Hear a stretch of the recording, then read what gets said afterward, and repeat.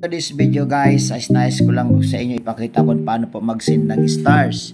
So una po, para po sa pag-send ng star, punta kayo sa inyong mga Facebook account. Pagdating po dyan, make sure na inyong gamit po na Facebook account, ito po ay profile. Ayan, Facebook. Kasi pagka ang gamit niyo po page ay hindi po na basta nakapag-send ng stars.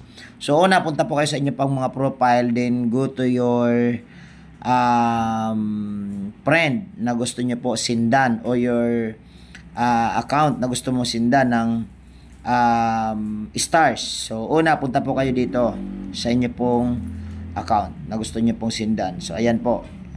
So ayan to po, ito may star na po ito. So i-practice lang po, ipakita ko na sa inyo. So ayan. Kapag may violation ka at hindi click mo nyo po yung video niya. kapag may So violation sa Reels, ka tapos at makikita hindi po mo ninyo meron sinunod din sa star regulation button. limit. So ayan po, nakikita po ninyo.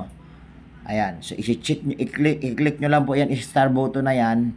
Then kung gusto nyo mag-send, kailangan make it sure na mayroon kayong GCash dyan, at ang GCash ninyo ay mayroon pong laman, no? Kasi pag send po dyan, bibili kayo ng stars mula dito sa link na nandito mismo sa Facebook. So like for example, ito mag-send po tayo ng 10 pesos stars. So, click nyo po yung 10 na yan. Pagka-click po ninyo, buy stars. So bibili po kayo ng stars. So mayroon po dyan option kung ilang stars ang bibilihin po ninyo. Makikita po nandiyan ng mga option dyan. Mayroon pong 19 pesos, 56 pesos, 85, 169, 339, 560 or 1,100. So yan po, no. So bibili kayo diyan. So i-click niyo yung gusto niya. So ito sa akin 10 pesos mo lang i-send ko doon.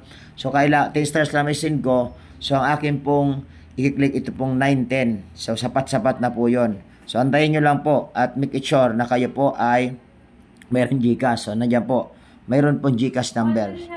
So i-click niyo po 'yan, yung GCash na nakalink po di ang inyong mga Facebook.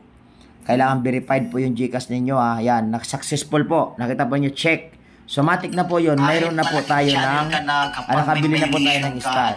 So ang gagawin na natin, tingnan natin, mayroon ng balance tayo dito sa side. Yan, dito mayroon tayong balance dito sa side. No, kanina wala yan. So ngayon, gagawin natin, send tayo. Ito yung 10, send na po natin.